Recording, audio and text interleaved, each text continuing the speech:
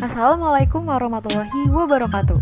Kembali lagi bersama saya Yuliana Fitriani, mahasiswi Administrasi Perpajakan, Program Pendidikan Vokasi Universitas Indonesia 2018. Di video kali ini saya akan memaparkan tutorial DSPT PPH Badan Part 3. Apa sih isinya? Di part 3 ini kita akan membahas mengenai rekonsiliasi fiskal dan juga pengisian 17711. Sebelumnya, kalau misalnya masih ada yang ingin bertanya-tanya mengenai apa sih rekonsiliasi fiskal itu, rekonsiliasi fiskal itu sendiri merupakan lampiran SPT tahunan PPH Badan yang berupa kertas kerja berisi penyesuaian antara laba rugi komersial sebelum pajak dengan laba rugi berdasarkan ketentuan perpajakan. Rekonsiliasi fiskal ini dilakukan terhadap seluruh unsur penyusunan laporan laba rugi yang meliputi pendapatan dan beban. Dalam rekonsiliasi fiskal itu sendiri terdapat koreksi fiskal positif dan juga koreksi fiskal negatif. Itulah sekilas pengertian mengenai koreksi fiskal.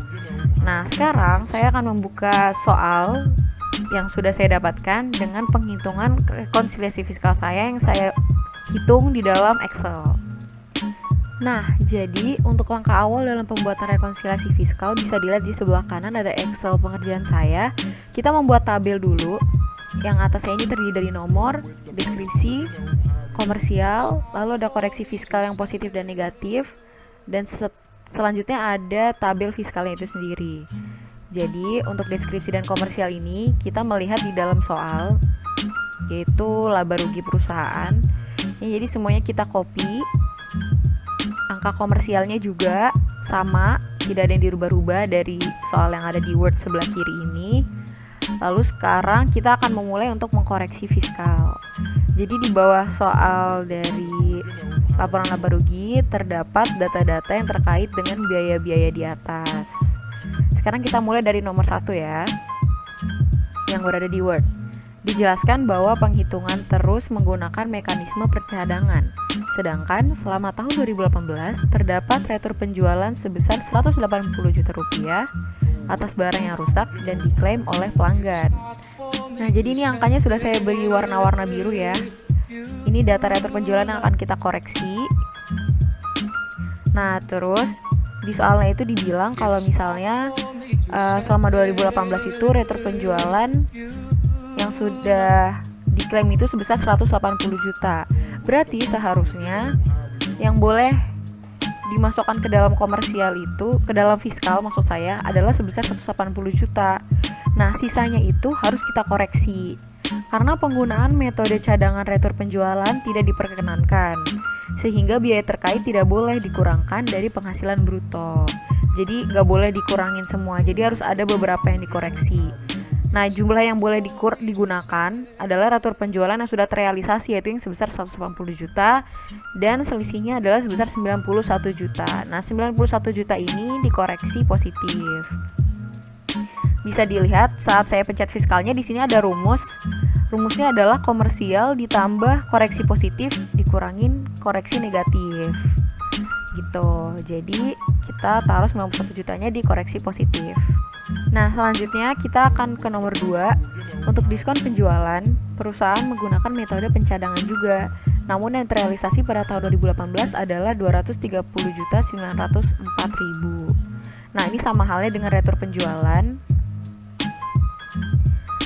Jadi untuk di nomor 2 ini, penggunaan metode cadangan retur penjualan tidak diperkenankan sehingga biaya yang terkait tidak boleh dikurangkan dari penghasilan bruto. Jumlah yang digunakan adalah diskon penjualan terrealisasi 230.904.000 sehingga muncul koreksi negatif 127.803.000 rupiah. Ini sesuai dengan pasal 9 ayat 1 huruf C UU PPH. Begitu juga tadi yang retur penjualan. Nah, kenapa di sini dia dikoreksi negatif?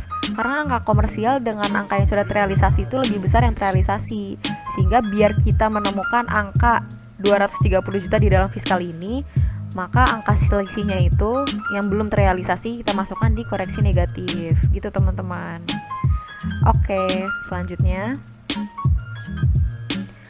Nah, selanjutnya nomor 3, untuk persediaan perusahaan menggunakan metode Comwheel dengan tabel perbandingan antara harga pasar dan harga perolehan sebagai berikut. Jadi, untuk yang di komersial itu bisa kita lihat yang sudah saya tandai warna biru, mereka ini menggunakan harga pasar sebesar 17 miliar sekian dan juga 38 miliar sekian untuk persediaan awal dan akhir. Nah, bagi yang belum tahu, persediaan dan pemakaian persediaan untuk penghitungan harga pokok dinilai berdasarkan harga perolehan. Nah, Komil itu sendiri adalah metode yang melihat nilai paling rendah antara nilai pasar dan perolehan atau disebut cost or market whichever is lower. Jadi dia melihatnya yang paling rendah kalau menggunakan metode Komil. Sedangkan metode yang diperbolehkan dalam koreksi fiskal ini adalah metode FIFO, di mana kita harus menggunakan harga perolehan. Jadi di fiskal ini harus senilai dengan harga perolehan sebesar 18 miliar sekian dan juga 39 miliar sekian.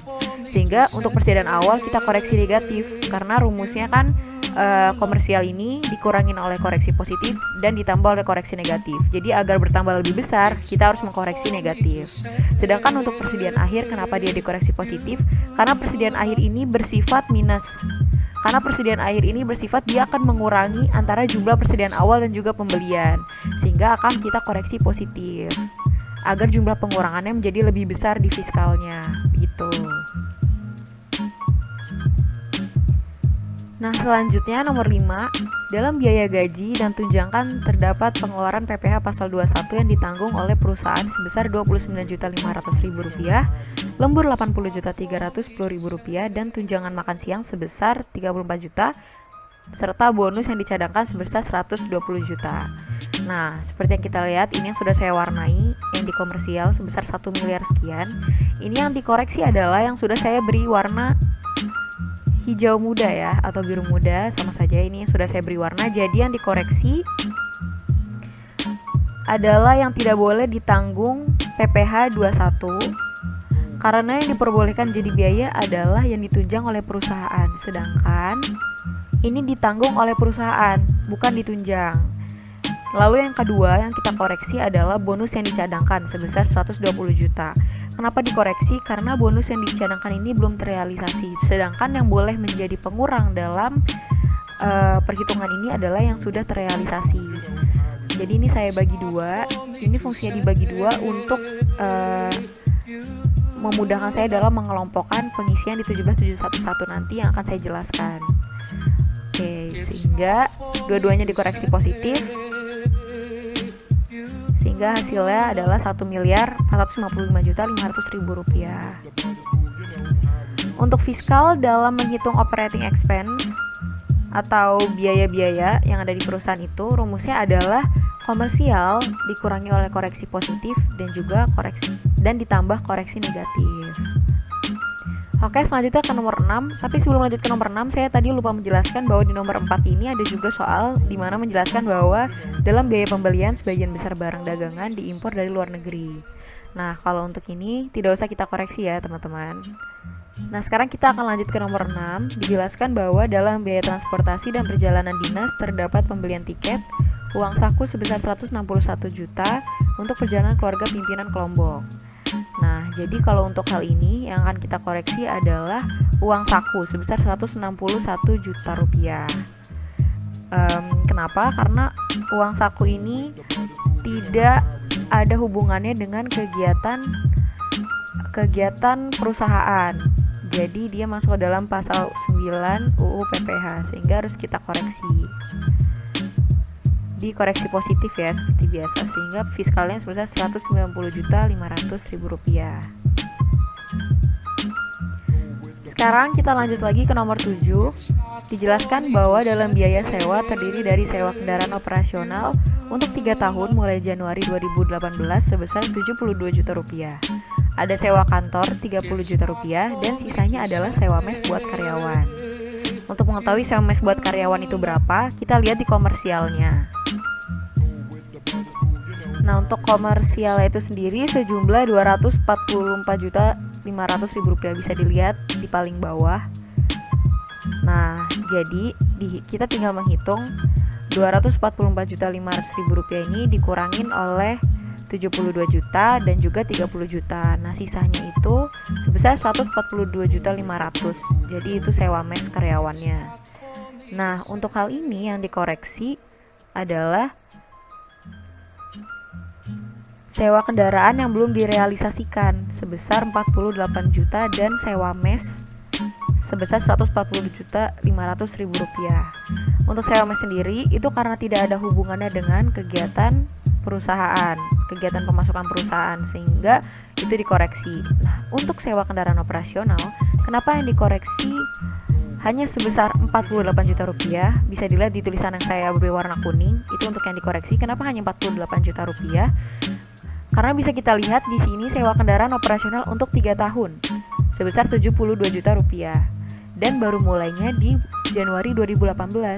Sedangkan laporan yang sedang kita kerjakan adalah laporan tahun 2018, di mana berarti sewa kendaraan operasional ini baru dipakai 1 tahun dong, hanya tahun 2018 saja.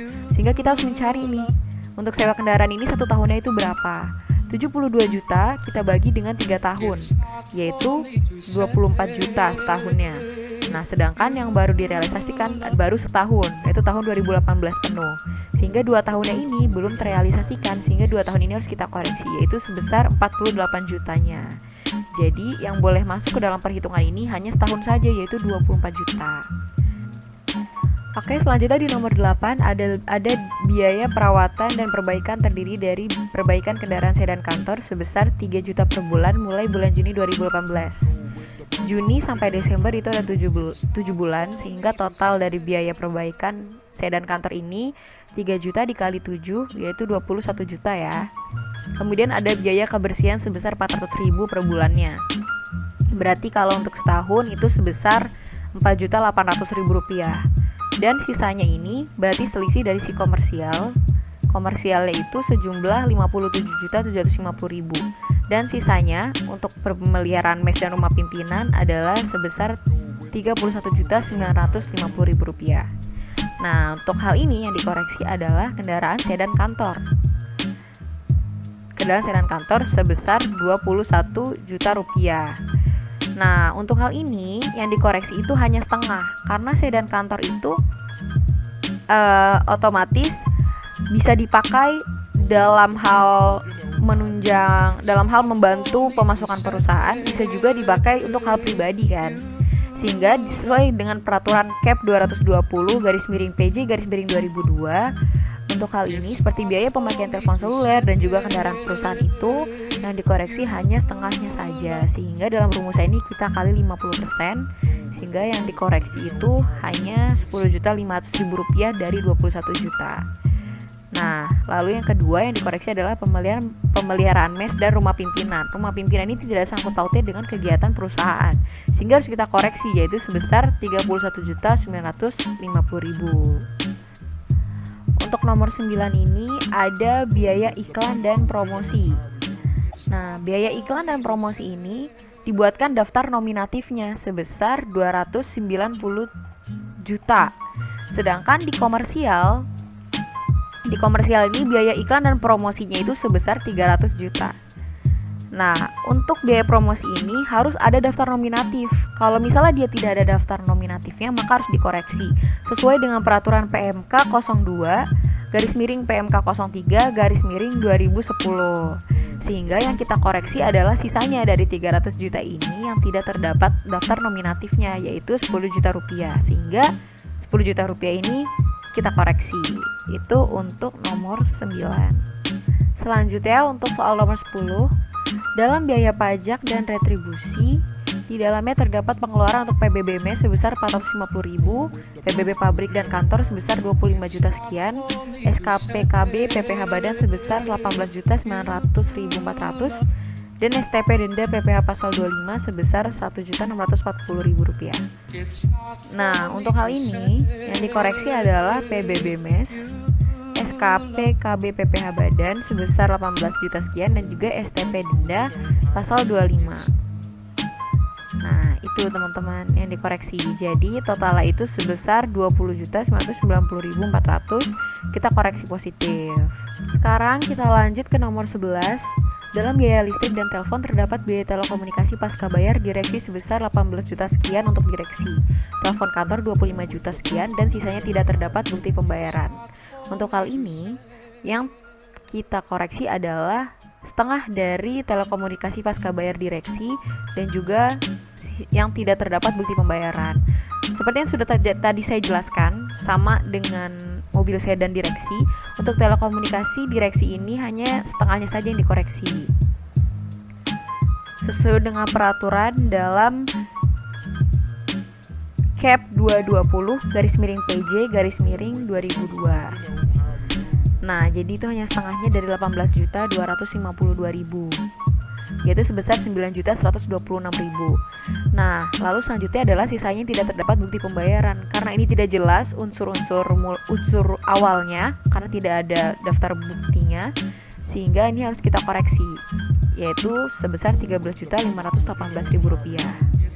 Nah, untuk soal nomor 12, dalam biaya lainnya termasuk pengeluaran untuk sumbangan untuk kebakaran di Tambora sebesar 25 juta, biaya penelitian dan pengembangan riset di Aceh 45 juta, serta pengeluaran lain yang tidak terdapat bukti pendukung sebesar 22 juta rupiah. Nah, untuk hal ini, di biaya lainnya ini yang kita koreksi adalah sumbangan untuk kebakaran di Tambora dan juga pengeluaran lain yang tidak terdapat bukti pendukung sebesar 22 juta. Sebesar 25 juta dan juga 22 juta rupiah. Sehingga fiskalnya hanyalah sisanya saja, biaya penelitian dan juga sisanya, yaitu 70 juta rupiah. Selanjutnya ada soal mengenai perusahaan juga memperoleh penghasilan dari luar usaha dan mencatat di pembukuan, berupa yang pertama, ada penghasilan bruto bunga deposito dan tabungan dari Bank Mandiri sebesar 120 juta rupiah. Nah, penghasilan ini adalah penghasilan final, di mana dalam koreksi fiskal ini penghasilan dari PPH, entah itu final, entah itu 22, 23, itu semua harus dikoreksi, karena itu tidak boleh ikut diperhitungkan. Untuk penghasilan, kalau tadi kan beban ya, nah sedangkan untuk penghasilan, fiskalnya itu memiliki rumus komersial ditambah oleh koreksi positif dikurangin koreksi negatif gitu. Nah, jadi ini semuanya akan kita koreksi sebesar 120 juta. Semua yang ada di komersial kita koreksi di dalam koreksi negatif agar fiskalnya menjadi 0. Nah, begitu juga dengan penghasilan dividen dari Thailand sebesar 650 juta, itu juga kita koreksi semua di koreksi negatif sehingga fiskalnya menjadi 0.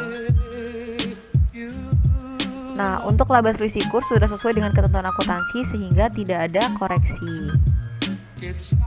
Selanjutnya, yang terakhir, ini ada biaya dari luar usaha berupa biaya bunga pinjaman sebesar 2.550 juta rupiah, di mana terdapat informasi bahwa rata-rata pinjaman per bulan selama tahun 2018 sebesar 28.450 juta serta rata-rata dana per bulan yang ditempatkan dalam deposito sebesar 3.125 juta rupiah. Oke, jadi kalau pinjaman itu pasti ada bunga pinjamannya. Nah, dari pinjaman yang masuk akan ada sebagian yang kita depositkan. Jadi efeknya final karena menjadi bunga deposito. Nah, ketika final, jadi penghasilannya harus dikoreksi negatif. Nanti akan ada komponen biaya bunga yang tidak boleh karena melekat ke bunga deposito. Jadi porsi yang boleh dibebankan atau yang tidak, berarti porsi yang boleh dibebankan itu yang tidak didepositkan. Karena seperti yang tadi saya katakan, yang didepositkan itu akan menjadi final ya. Jadi yang boleh itu sebesar 25.325 juta rupiah. Nah, 20 miliar sekian itu dapat dari mana? Itu adalah hasil selisih dari 28 miliar ini dikurangin oleh 3, karena ini kan yang didepositkan kan 3 miliar. Jadi yang tidak didepositkan itu selisihnya antara 28 miliar dikurangi 3 miliar ini sebesar 25.325 juta rupiah. Nah, jadi untuk mengetahui yang harus dikoreksi itu seberapa besar, kita menggunakan rumus 25.325 juta rupiah tadi per 28.450.000 rupiah atau totalnya ya, terus dikali oleh biaya bunga pinjaman. Nah, ini yang 2.550.000 rupiah dikali oleh ini. Nah, hasilnya adalah 2.299.903.339 rupiah. Nah, angka itu harus kita selisihkan dengan hasil ini. Oh, maksud saya harus kita selisihkan dengan biaya bunga pinjaman yang sebesar 2.550 juta rupiah. Nah, selisihnya itu sebesar 280 juta 96.661, sehingga itulah yang harus dikoreksi. Karena 280 juta sekian ini itu adalah angka yang didapatkan apabila kita menghitung dengan rumus menggunakan angka yang didepositkan. Begitu teman-teman. Nah, jadi untuk total koreksi fiskalnya adalah ini yang saya blok ya. Yang ini dimana komersialnya sebesar 8 miliar sekian dan fiskalnya adalah 7.793.117.061 rupiah. Buat tahu itu udah benar atau belum penghitungannya, maksudnya rumus yang saya buat apakah sudah benar atau belum. Di sini ada total koreksi positif dan negatif. Nah, bawahnya ini itu adalah selisihnya. Sedangkan bawahnya yang ini adalah selisih dari fiskal, dari komersial dikurangi fiskal. Nah, jika sama berarti ini penghitungannya sudah tidak ada yang teracak-acak. Maksudnya rumusnya sudah teratur yang saya buat. Itu teman-teman. Nah, itu adalah penghitungan fiskal yang sudah saya buat. Selanjutnya kita akan memasuki ISPT.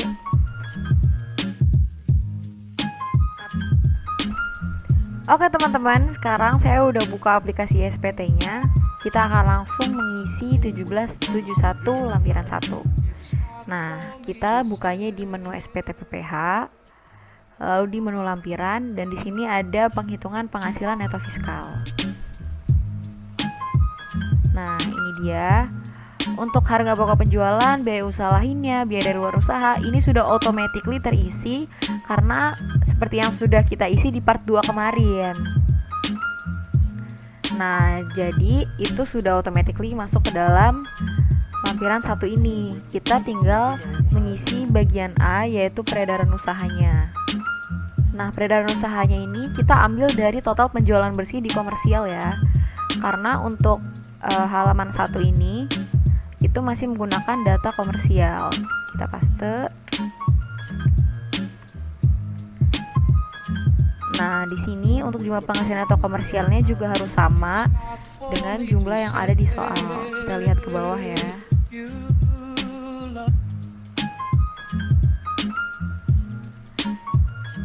Nah, di sini kita juga harus mengisi penghasilan dari luar usaha karena di sini kita belum memasukkan ya penghasilan dari luar usahanya. Jadi untuk total penghasilan dari luar usahanya ini 2.020 juta rupiah. Jadi langsung aja kita tulis di sini ya.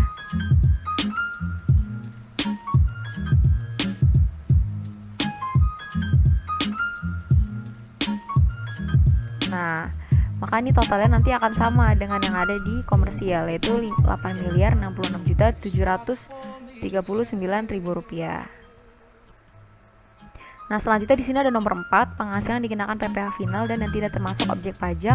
Lalu di sini juga ada halaman 2, yaitu penyesuaian fiskal positif, ada 5A sampai 5L, dan juga ada halaman 3, yaitu penyesuaian fiskal negatif, ada 6A sampai 6D. Lalu di sini untuk penghasilan neto fiskalnya ada rumusnya, bisa kita lihat nomor 3 dikurangin 4 ditambah 5M dikurangin 6E dikurangi 7B.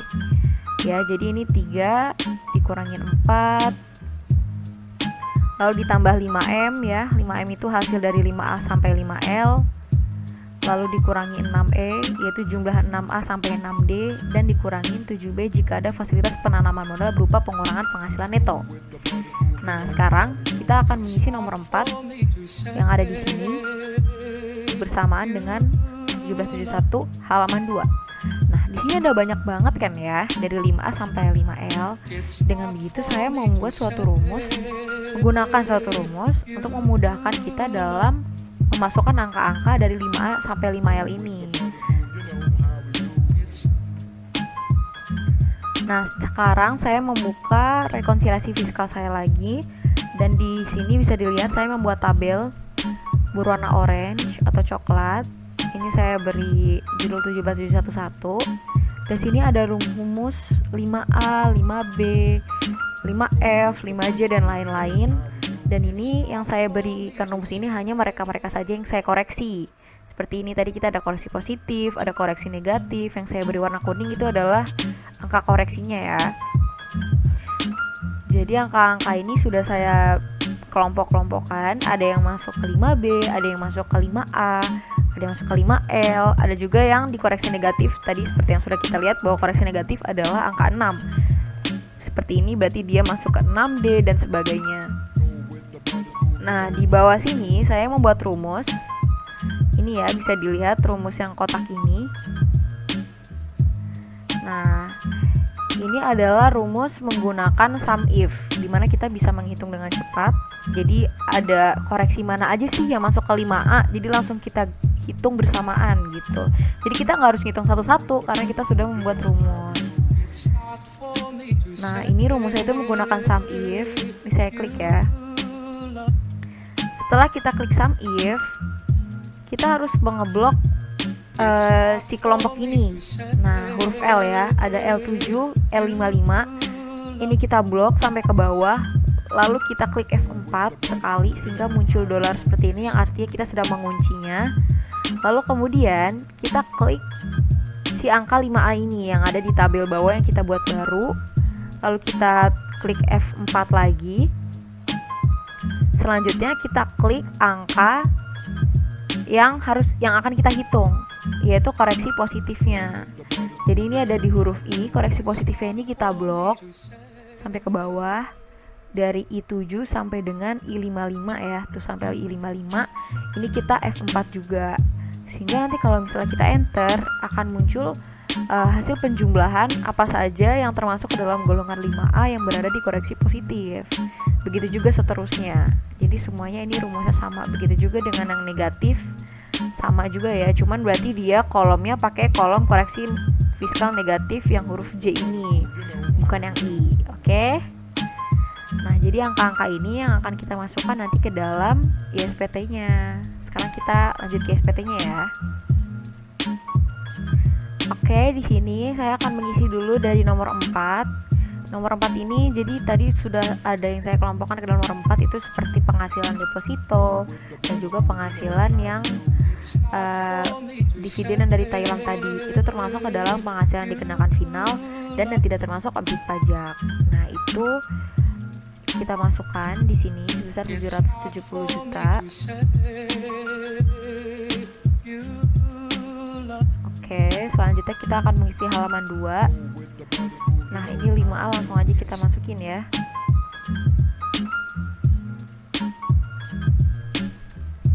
Lalu 5B, 5C saya kosong ya, 5C, 5D nggak ada. Jadi kita langsung ke 5E.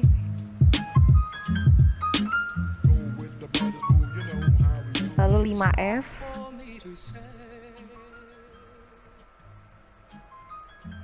Lalu kita ke 5H.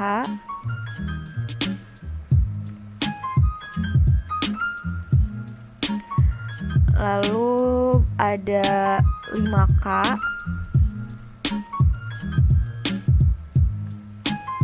Dan ada 5L.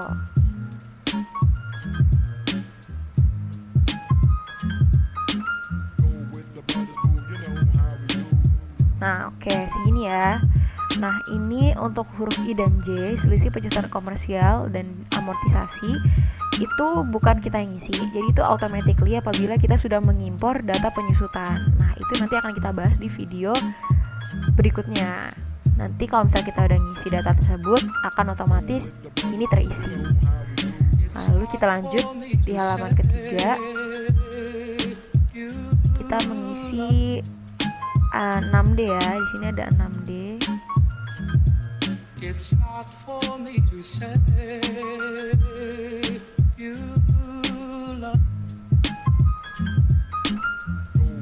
Nah, jadi ini udah kita isi semua. Terus bisa kita lihat ya, ini perhitungan fiskal kita yang di komersial. Nah, jadi bisa dilihat penghitungan fiskal yang ada di SPT ini apakah sudah sama dengan hitungan fiskal yang saya hitung di Excel. Sudah sama ya, 7.793.117.061. Oke, jadi langsung saja ini kita simpan.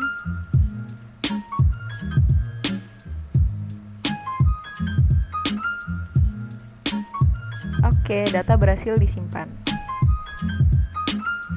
Oke teman-teman, jadi itulah rangkaian cara menghitung rekonsiliasi fiskal dan juga cara memasukkannya ke dalam 1771 lampiran 1. Jangan lupa tonton juga video part 1 dan part 2-nya dan juga part-part selanjutnya. See you in the next video.